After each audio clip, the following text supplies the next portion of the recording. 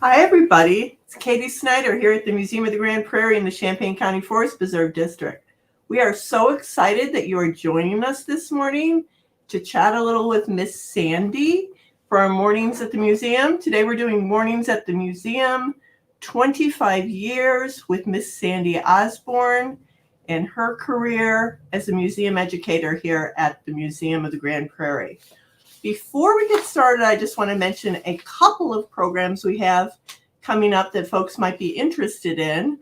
We have one on February 12th called My Valentine Garden. Cute, huh? That's coming up on February 12th from 1 to 2:30 for children age 5 to 11 with an adult, and you can sign up online at ccfpd.org.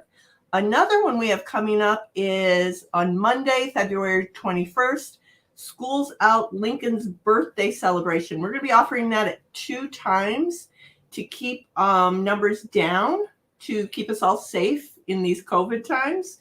So we're going to offer that from 1 to 2 and then again from 2:30 to 3:30, and you can sign up for that online. So we're excited to start bringing you back some in-person programs here at the museum. And as we talk about programs, that kind of is a great segue for Miss Sandy, because Miss Sandy has been instrumental in a lot of programming here at the museum. So Miss Sandy has been instrumental in developing field trips for both public, private school, homeschool groups. She is the person who began all our library programs, so you may have seen her when you visited a library. She has worked with us on public programs.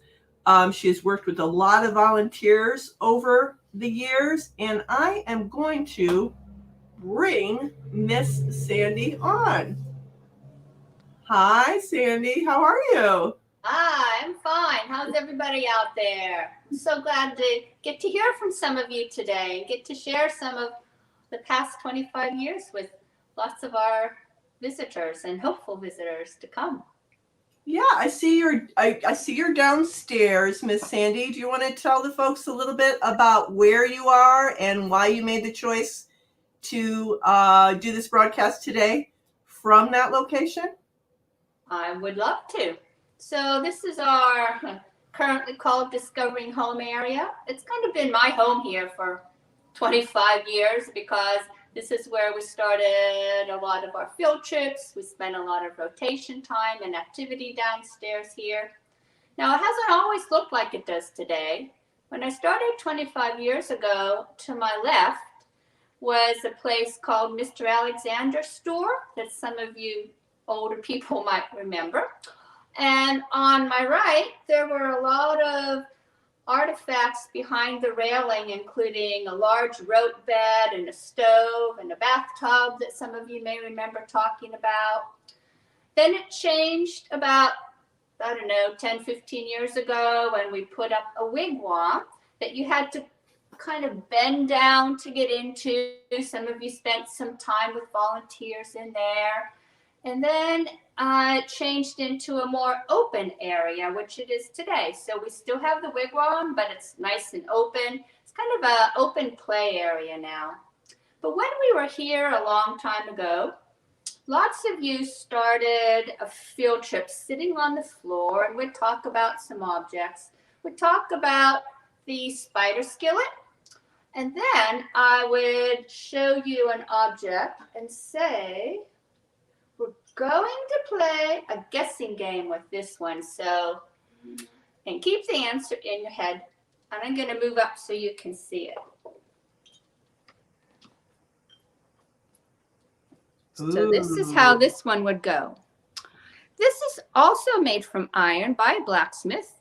Has 3 feet on the bottom, so it can sit by the fire just like the skillet would. If I opened up a can of soup and poured it in here, it would get hot and run all over the hearth, but it would be kind of disgusting, so it's not very good for cooking soup. But if I put something else in here and let it sit by the fire, and I'm very patient, And after a couple minutes, it does its trick. And now the other side is sitting there by the fire. And I wait and I wait. And pretty soon I take it out. And both sides are a lovely golden brown color. Some of you use this in the morning at your house, although yours doesn't look quite like this.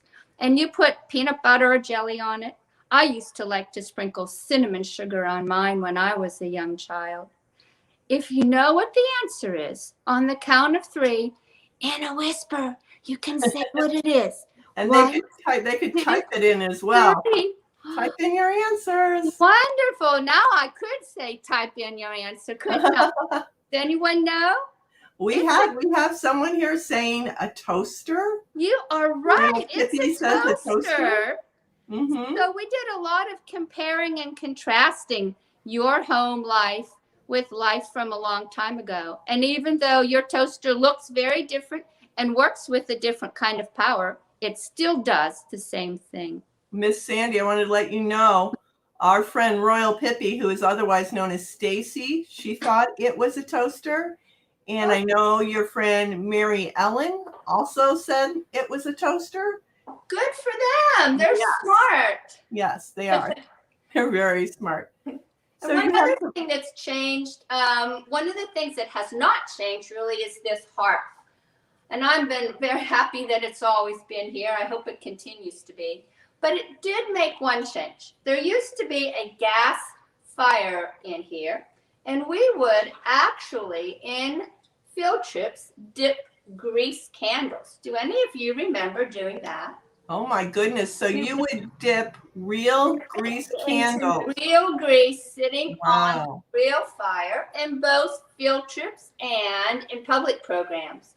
Now these ones are not in very good shape, and they're probably about at least 15 years old, but they last a long time, and that's what they used to use for a main source of lighting.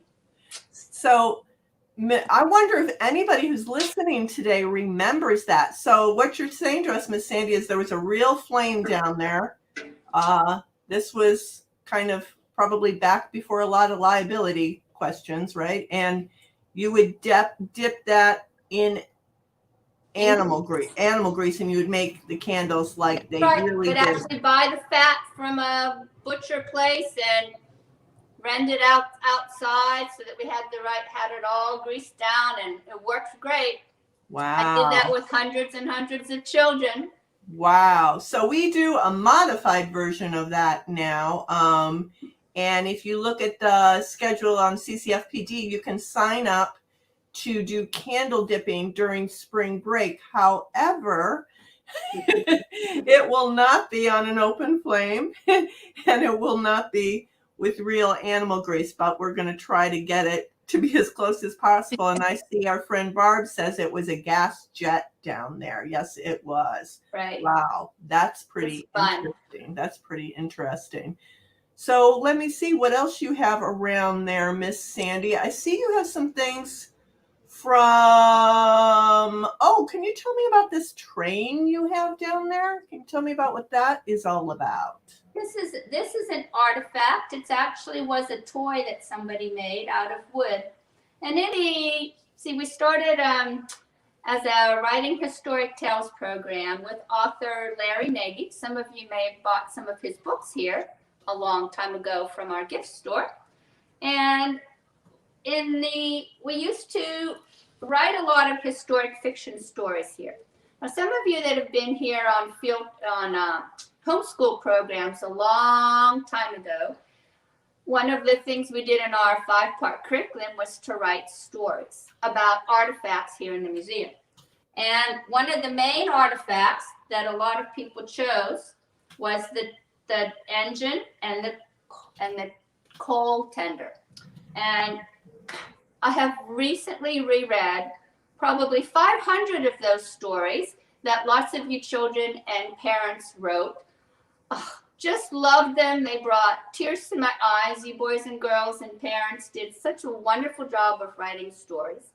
And then we also did it with public schools, and some of the authors that came were Larry Nagy and Alice McGinty. You may remember being here with her, or Elaine Bearden. And we wrote about shoes that we had in our collection from the Sholom's collection, and we wrote about the toy train, and had a lot of fun with that one. So does anyone remember writing their story? Right. I asked if anyone ever had attended a program with Sandy as a homeschooler, because we'd love to hear some of those memories. And I have a memory of that, Miss Sandy. Your very last field trip with us here at Museum of the Grand Prairie was a homeschooling program. And it was in December. Right. It was such a nice way to kind of just like give you a little bit of a high five on the way out. It was such a nice group of kids working on some holiday kind of history of the holidays field trip. And I know they really enjoyed it. One of the activities was to make these apple decorations. Now, lots of you have made those. I've taken them out to schools to do. Lots of Monticello children have made these apples. I have a lot at home. We do them in public programs. And you could always Google old-fashioned ornaments, and you would find how to do that, which is very easy. Just dry it up, and there you go. Yeah. That was a lot of fun. I see right by your apples and your candles, right below there, you have some artifacts that I think might be from the schoolhouse. Can you tell us a little bit about your experience with the schoolhouse programs? Well, when I first started here, our schoolhouse, which used to be at Hensley Town Hall, sits out behind the museum, was rentable by a teacher for her class to use. Oh. Then pretty soon we got a school marm, Dottie, to come and start to give those programs, and then eventually ended up with many marvelous school marms and schoolmasters that volunteered to do that program, which I'm so thankful for all of you for doing that. A couple of the things that some of you might remember was that you would write with a piece of chalk on a slate board in the schoolhouse. Have fun with that. And then we also had readers, McGuffey readers. I'll bring that up so some of you may remember that one. And we would read a story inside the McGuffey reader. That was a fun thing to do. And then we also have Summer in the Schoolhouse programs that you can check out online, see when those are happening this year. And some of you made copybooks with those too, where we would sew with the needle and thread, and you'd write in them, and we'd go outside and play the hoops and sticks game. Anyone remembering those things yet?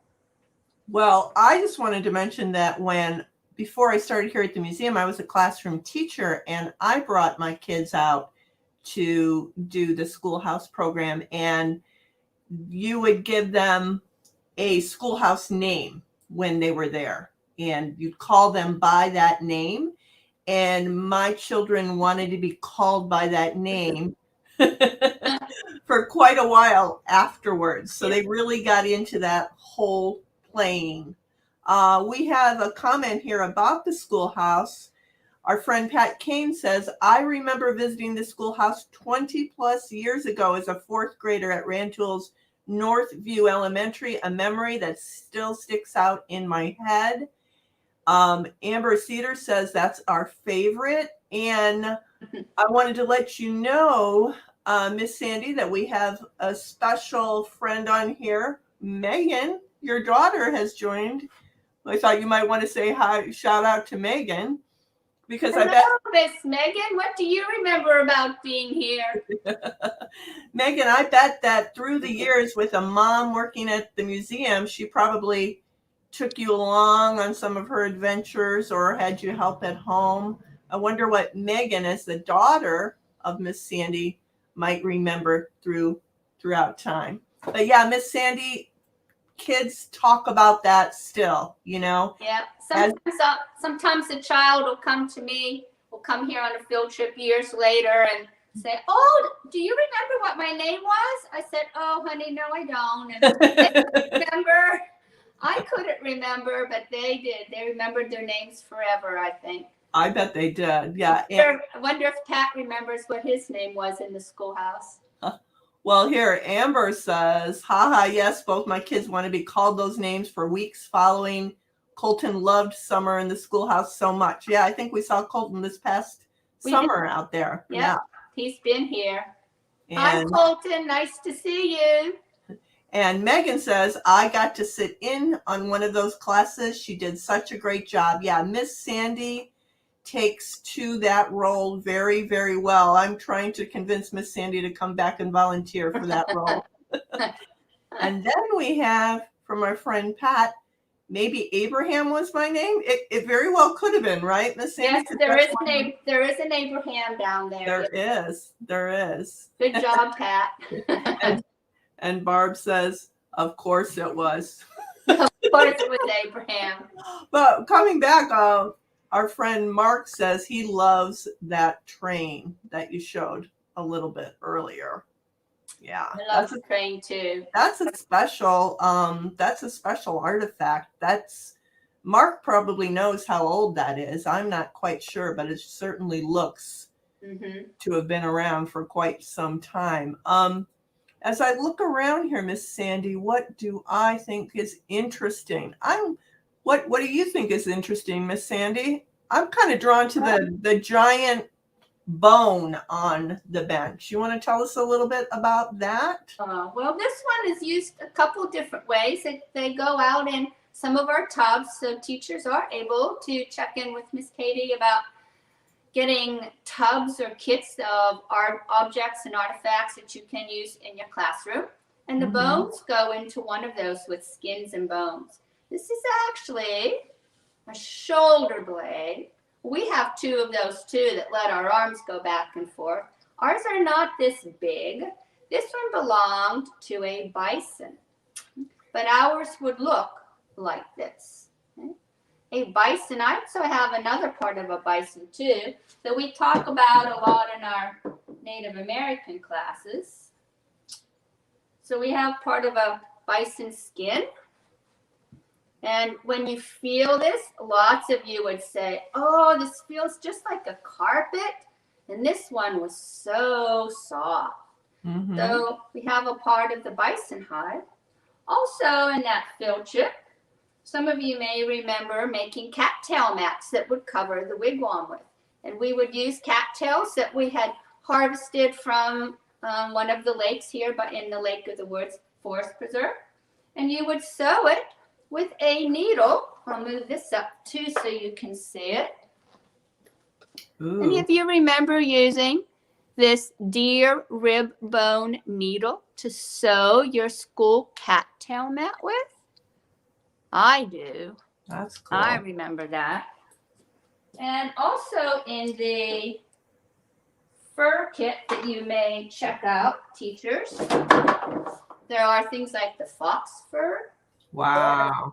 There's 8 or 10 skins that come there that you can explore with your classroom of children. So that's a very fun activity for us to be able to do.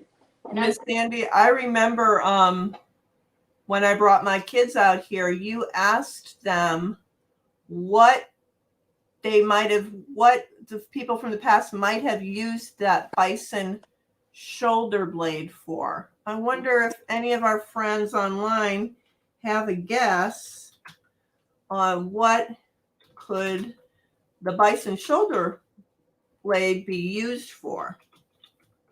I know Miss Sandy has a lot of ideas. And your arm is a big stick, and if you attached it to the end of the shoulder blade, what might you now be able to do with this tool?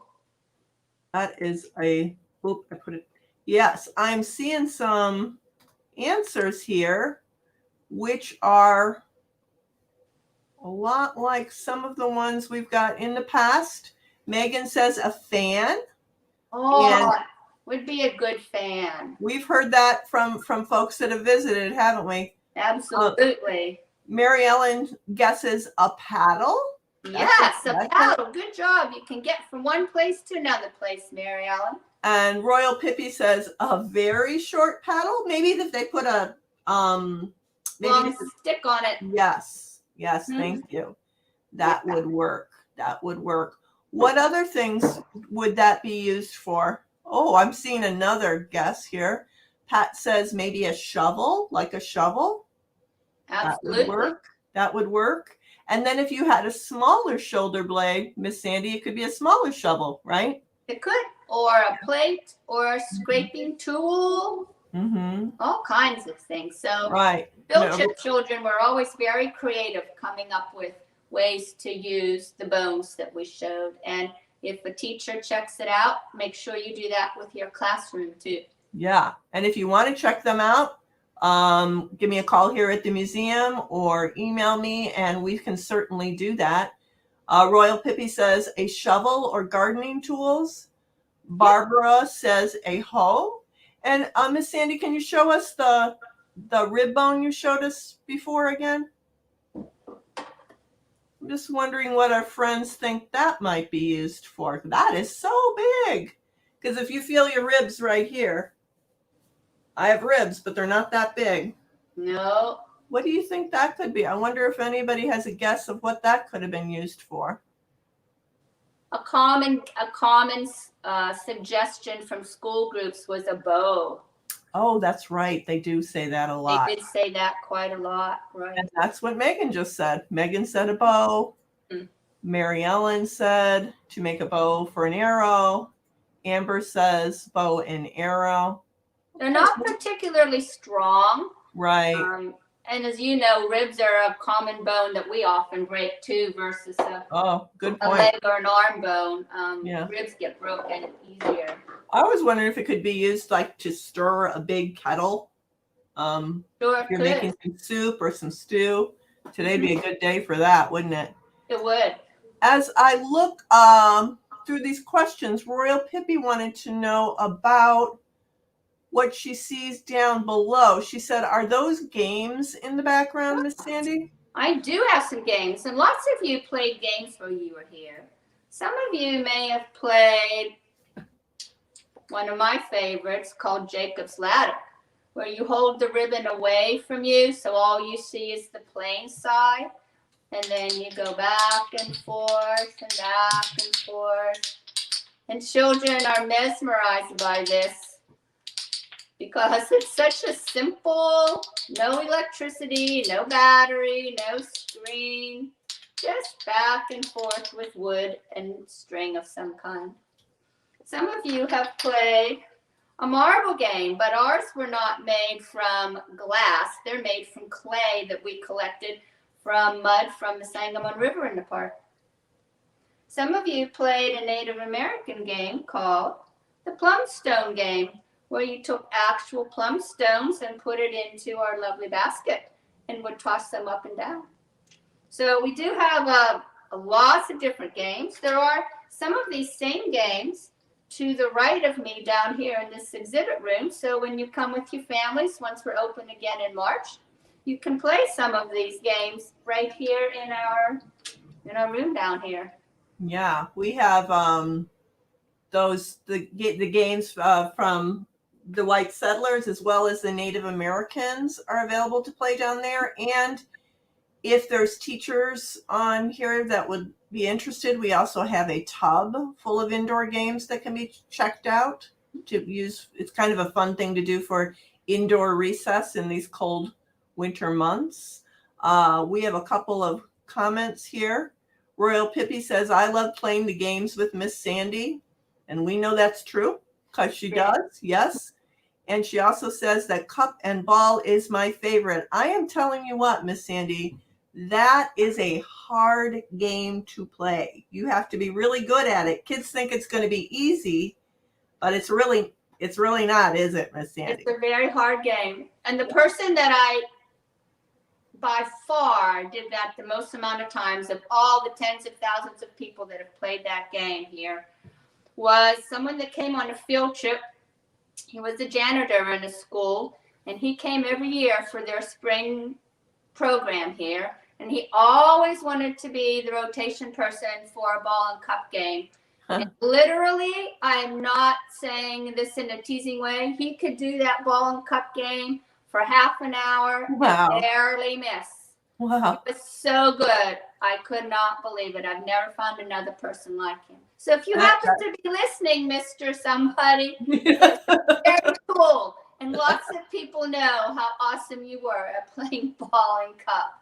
And if you want to practice that when we reopen again, I believe we have balls and cups available for purchase in the museum store. But it is harder than you think because I think we always think we should throw balls, with gusto, right? And it almost has to be a little calm bending of the elbow. And most children get 0 or 1. So. Right. I always tell the kids, if you hear a click on the cup, I give myself a point so that I feel like I'm making some progress just to get close to the cup. We have a question here, Miss Sandy. Mary Ellen asks, what's on the blue board behind Miss Sandy? I think she's talking about perhaps yes. Yes, I was just ready to get to here. So over here we have a few things that were often used in the Wagons Ho Oregon Trail program and the Civil War program. So on this board, let's see, bring that a little closer so folks can see that. See better. Yeah.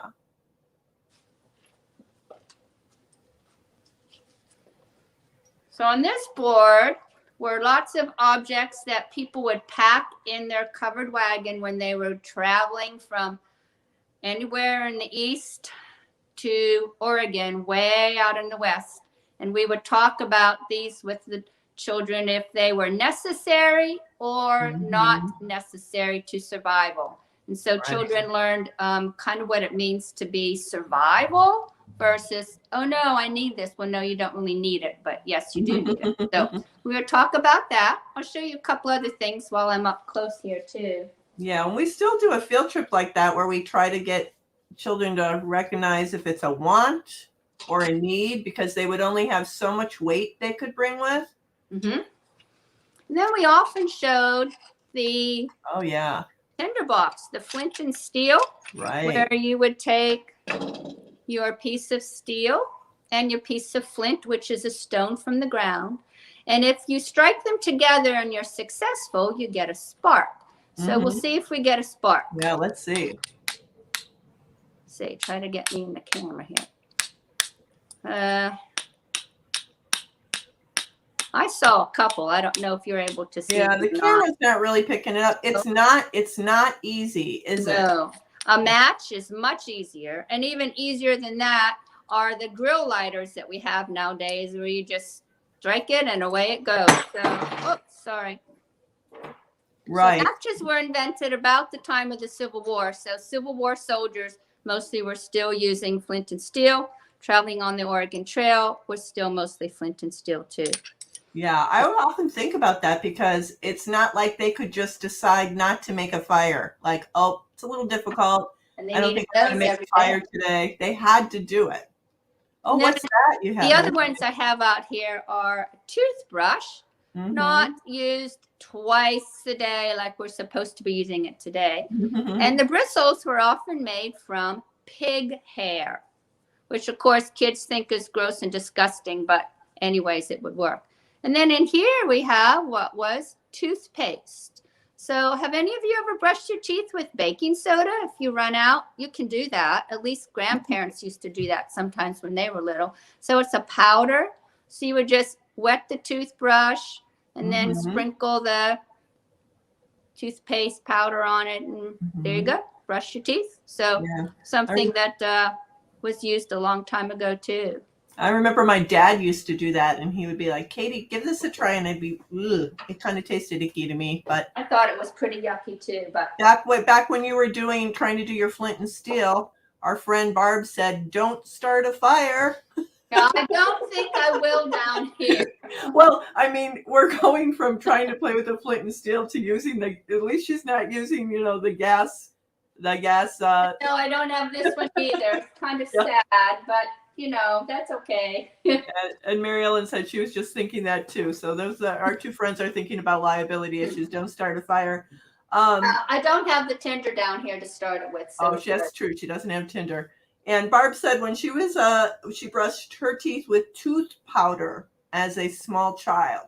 Yeah. So that's probably what it was like a bought-in powder, right? When my dad wanted me to do it, it was baking soda. Yeah. Yeah, but similar to it, yeah. Oh, and Amber says her dad still does that. Interesting. Interesting. Well, everyone should check the ingredients in your toothpaste and see if there's anything like baking soda in it. Yeah. I remember, Miss Sandy, when I was a school teacher, we came for the Civil War field trip and we all sat in a circle down in what was called the Discovery Room, right where you are.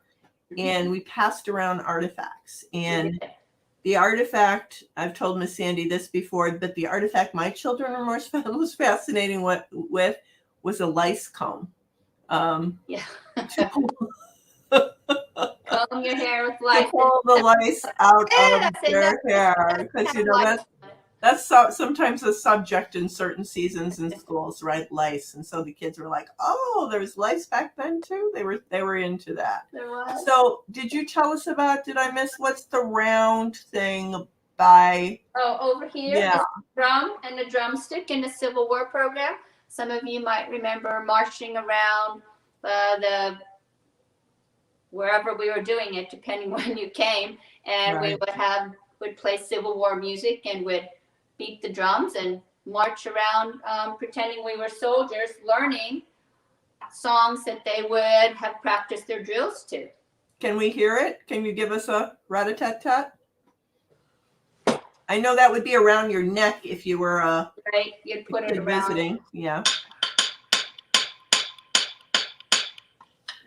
And that's cool because children, boys, were the drummers in the Civil War, right? So it's something that they could kids could connect with. We have a question here from Pat. Pat Kane. Pat asks, "What's Sandy's favorite artifact she's ever used at the museum?" Well, that's a tough one, Miss Sandy. That is. So I'll answer that in a way that I sometimes tell my grandchildren if I say your favorite. One of your few favorites, Pat. So one of my favorites was the train. And that is because it inspired such marvelous story writing skills. I've also really liked the toaster. I think it does a great job of being able to easily compare and contrast things. Sometimes when we look at an old object, it becomes a little harder or a little easier, depending on what it is, to think about how life is different back then or the same back then, whenever the back then is.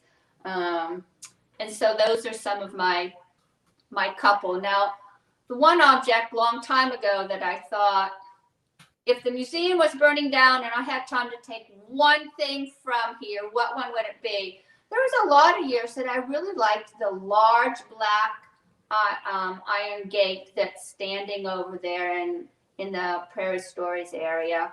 I don't know how I would have gotten that out, but I always liked that one. I think I liked the way it kind of you could kind of relate it to opening up the world and walking through to wherever you wanted to be, and I really liked that one too. That's cool. I didn't never thought about that like that. And I'm putting a question up here, Miss Sandy, that maybe folks can make some comments in the chat. I wonder what their favorite memory with you is for them personally. Like, was it a certain program they did? Was it a certain craft they made? I'm just interested in hearing if folks have any special memories. Yeah.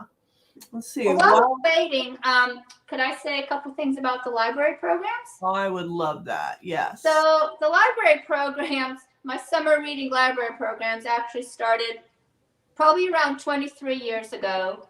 I lived in Monticello at the time and was a member of a small ladies book club out there. And the then librarian, children's librarian in Monticello at the Allerton Library was Paula Valentine. And she knew, of course, that I got a job here at the museum, and the Heartland reading theme that summer was Native Americans. And she said, Sandy, I don't know anything about that. Do you have anything at the museum? I said, oh, sure. So I started with her, putting a couple activities together that we did here with our field trips, etc. And then the next year or so, she took me to the meeting that the librarians from counties around used to have, and I met lots of librarians. And we first started out having tubs that I would put together with worksheets that Barb would help me with and her daughter would help with, and artifacts that the librarians could then use themselves. And then we started doing programs where I would go out with the tub and do the program for the librarian, which they really decided they liked a whole lot better.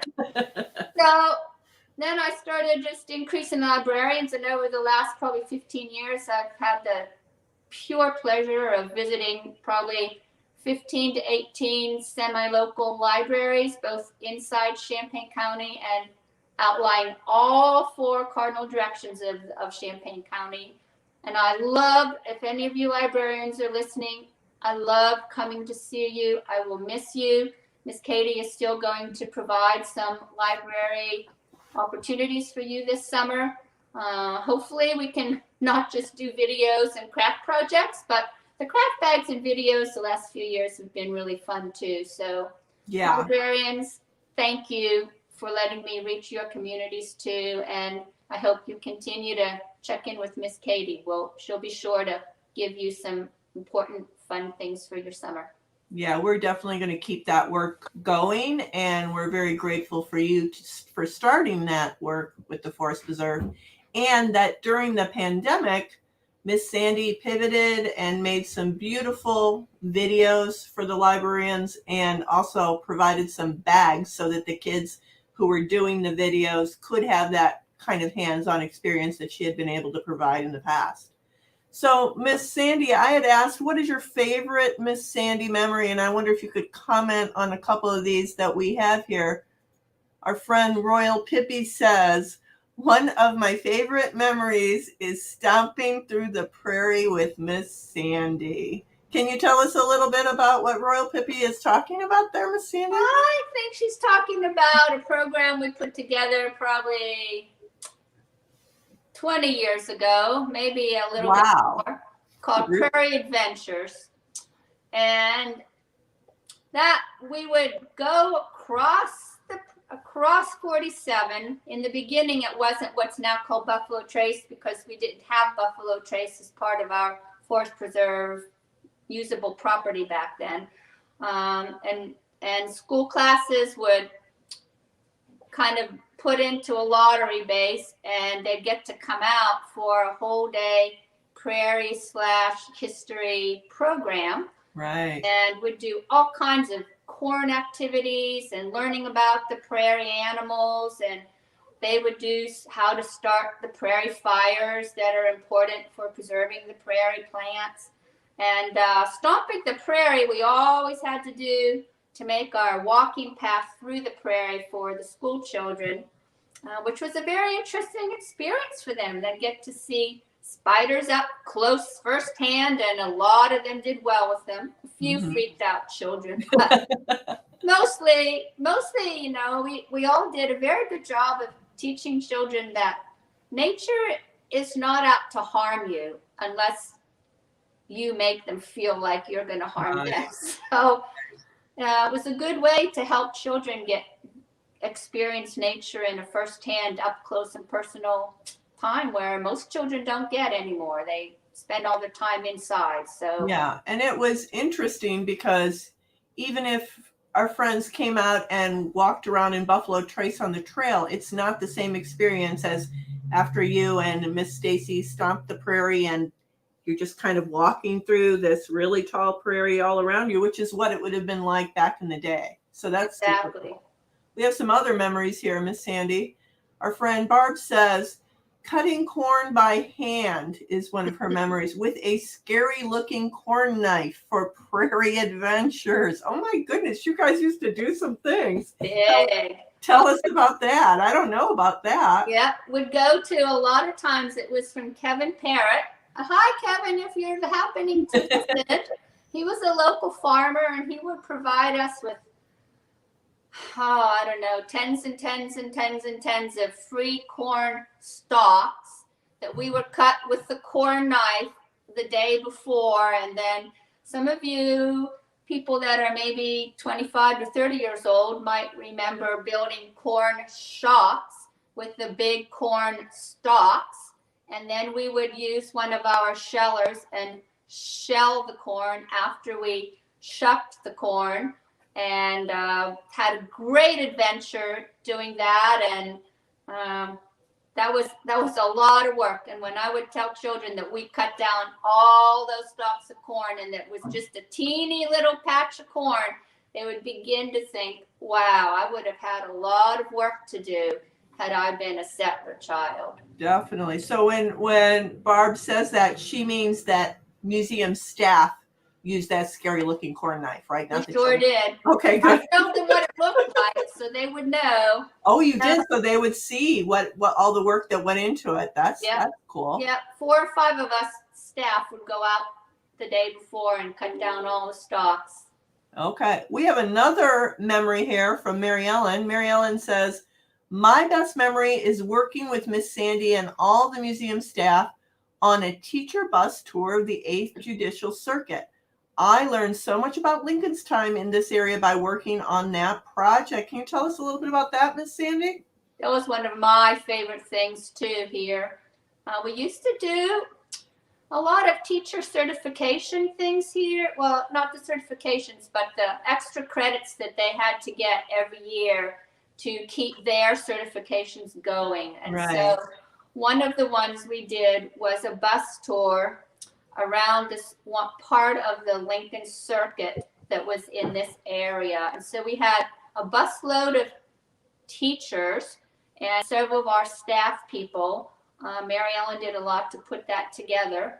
And we visited, I don't know, like 10 sites, local sites that day. And there was a lot of information that went with it, including a map. And so we went as far as Danville, I think, and Mississippi and saw all kinds of things. And I believe it was Guy was the person that was on the tour with us and gave us lots of historical Lincoln information. Right. Mary Ellen is saying, I can't remember the name of the Lincoln expert, but then she says Guy. So I think you're both guessing that it was Guy. He was. So you took a city bus, or I'm trying to think, how come it was a city bus? It was not a school bus. Okay. It was like a charter bus. That sounds like a really cool thing. Maybe we can think about recreating that sometime. Okay. Yeah, Barb says that was Guy Fraker. Yeah, and we've worked with him. We continue to work with him, right? Amber says her favorite memory was this past summer during the homeschool in the Prairie program. The coloring sheet kept the kids busy for days and led to additional teaching opportunities for many lessons to come for them. I was able to tie a lot of info from that day into many of our nature and science lessons. We love all the programs, though. So I think probably the one this summer was something you started, and I'm not sure that you actually led that one this summer, but a lot of the things we do here definitely originated with Miss Sandy, and then other people may tweak them in one way or the other. This summer we put together the bags. So there was she may be talking about the craft bag that had the wool dyeing in it. I don't know. Oh, that's true. Yeah, we did all that. The weaving that we did, the crafts. We had a couple toys in there. Right. And those are all still available. The videos are still available on Facebook and YouTube if folks want to check those out. Miss Sandy, you're going to live on as a museum person on YouTube for quite some time, even though you're retired.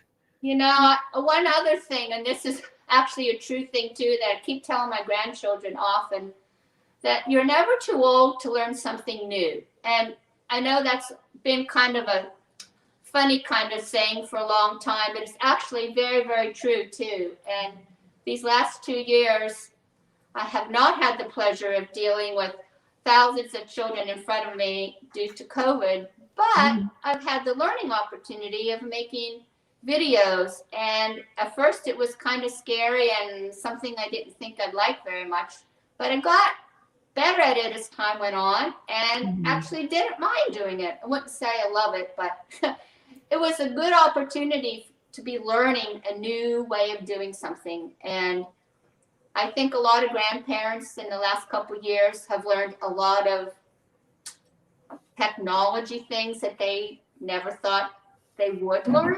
Definitely. I want everybody, not only children, to remember, but older people to remember too. We can always learn something new. And the museum is a great place to do that. So. Yeah. And Amber just wanted to mention that Mrs. Sandy was the teacher for that one.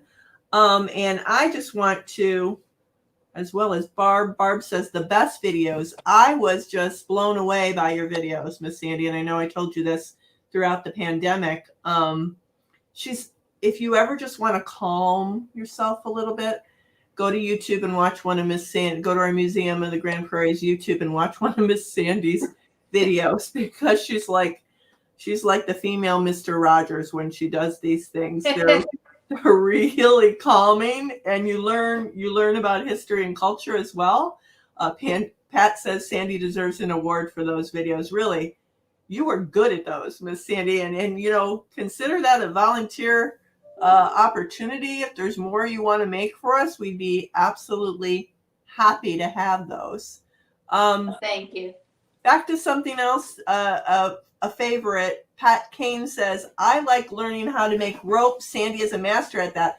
Now, Sandy, you really are the rope making master, and that will be missed. We have that, we have that on video and everything.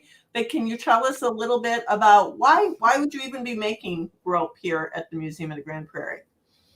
Well, I can't remember exactly when I think we must have done that the first year I was here with Tim, because I remember us making the long one that's turned into the fatter one about the diameter of a small fist and about 6 feet long or so, that I show children when we do rope at the end. We made that outside, and our piece of rope that we started went from almost down by the sidewalk by the schoolhouse all the way up here to the museum. It was a long couple-hour job that we used to do that. Wow. Well, the reason that we make rope here, and I like doing it so much, is because it's a great tie-in for past and present.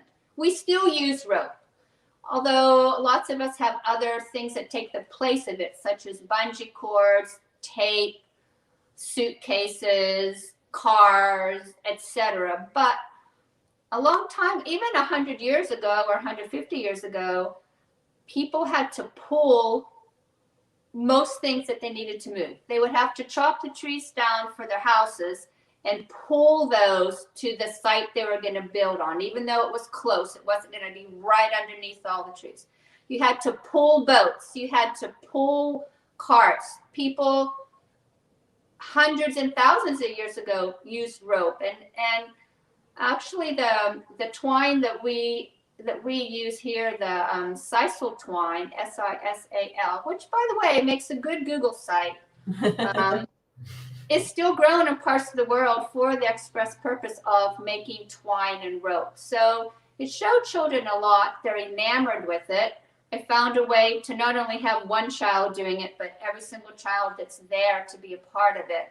Yeah, and that's cool. So they loved it. And then I'd send it back to school and the teachers could figure out what to do. Some teachers said they'd hang it in their room on the ceiling and hang children's work on. Some said they would cut it up and send a piece home with everybody.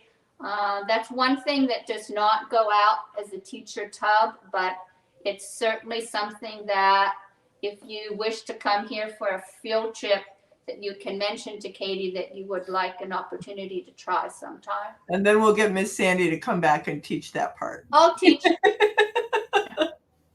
Yeah, I remember the kids all sitting there with like their hands like this and not going too close so that they don't get that rope burn. But everybody got directions very well. everybody got a chance to help. And didn't there used to be a rope making factory in the area as well?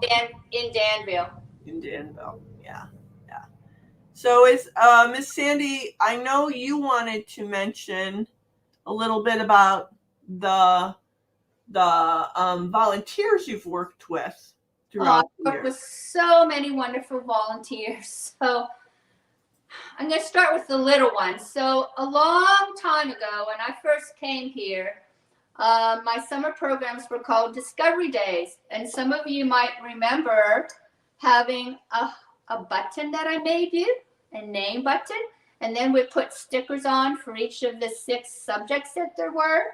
And these were the precursor to what's now called Grand Prairie Kids, the summer series program that's done, one of the ones that's done here at the museum. And this was for ages like 6 through 9 or 10. And then a long time ago, probably 18 or so years ago, I had a couple children who were too old then to come next summer, and they were kind of sad. And I said, well, you could come and help me. And so they started being youth volunteers, and eventually all of that turned into what we now call the CIT program, which is counselors in training. And so every summer, in a normal summer, all the parts of the Forest Preserve District here have a need for youths, young teens through teens, who want to help with our summer programs. And you can find all that information on our website. We're always anxious to have you. It's a very good source for future college applications, children, for you to have a good volunteer experience here. And then I've also worked with so many adult volunteers, my schoolhouse ones, my classroom ones, worked with volunteers who just are normal volunteers for the museum who have been very helpful. And through the 25 years, I could not count on probably 10 hands how many great staff people have been here that I've had the pleasure to work with, and without which, no school program would be able to work without everybody else here that's been a part of it. And it's been a glorious, fabulous 25 years. I can't imagine a more soul-filling opportunity for me to have reached probably a couple 100,000 citizens from Champaign County and the counties around. And I will be back to see some of you. So I hope some of you come to see us again too. Yeah. Mary Ellen says, Miss Katie is working the volunteer recruitment, but I'd like to say Miss Sandy is working the volunteer recruitment. I'm trying to recruit Miss Sandy, but Miss Sandy is recruiting you. And Miss Sandy did start that counselor and training, what turned into the counselor and training program. And that's going to be offered again this summer, Miss Sandy. So if folks have teens in their family that might be interested in that, they can be looking for that information to be coming out soon. Amber says Colton can't wait to volunteer. I think Colton will be a great volunteer. And right now we have all sorts of volunteer opportunities. We're excited, Pat Kane and I and Marina Montez Ellis are very excited to be starting a healing garden right next to the museum. So if you and or your teen are interested in helping out with that, you can get in touch with us. But Miss Sandy, we're kind of coming to the end of our time here. And I know you've just done so many things for the museum and for the community and for everyone in Champaign County and even beyond, with your field trips, with your public programs, with your school visits, with your library programs, with starting all these different things like working with teens. We just really can't thank you enough. And we hope you know how much we appreciate you, how much we've enjoyed our time with you. With me, it's been the last 5 years. With some other people, it may have been 20 years with Miss Sandy. But as a classroom teacher, it's much more than 5 years with me, because I used to come out here. I used to try to get my number in for that lottery. I didn't often get it. But I borrowed the tubs, and I really think the influence of what I, as a classroom teacher, got through you, Miss Sandy, really sparked my interest to try to, like, get a fellowship out here and eventually be sitting here in this position. And really, that's how you affected me. But I think that everybody on this call and probably beyond have different ways that you've affected them and really made a difference in people's lives. So we really appreciate you. We love you. We wish you the best for your retirement. Barb says thank you. Mary Ellen says thank you for all your time and energy, Miss Sandy. The museum in the Forest Preserve District is better because of you. I could not agree with that more. I know folks are thinking the same thing. Amber says, thank you so much for so many wonderful memories, Mrs. Sandy. We hope to see you again soon, and we're going to make that happen, right, Miss Sandy? She gets to choose her time a little bit better now. She can say, oh, maybe I don't want to be here real early, but maybe we think she'll be back. We think she'll still be involved. So thank you so much, Miss Sandy. We really appreciate it. And we appreciate you. Like, this is one of Miss Sandy's volunteer things, right? She's not working for us anymore. She gave of her time to come and help us all reminisce about 25 years here at the museum. And we deeply, deeply appreciate it. I couldn't have done it without all of you. And I love you all. Thank you. Pat says impossible to replace Miss Sandy. Thank you. Pat is so right about that. But we will be having Miss Sandy's job posted soon. We will never replace Miss Sandy, but we have to replace the job. So if this is something that you are interested in, you think what Miss Sandy did for the last 25 years sounds like something you might be interested in, keep a look at our CCFPD website and employment opportunities, and the job will be up there soon. Barb sends hearts. We love you, Miss Sandy. We'll talk to you soon. Bye-bye, friends. Bye.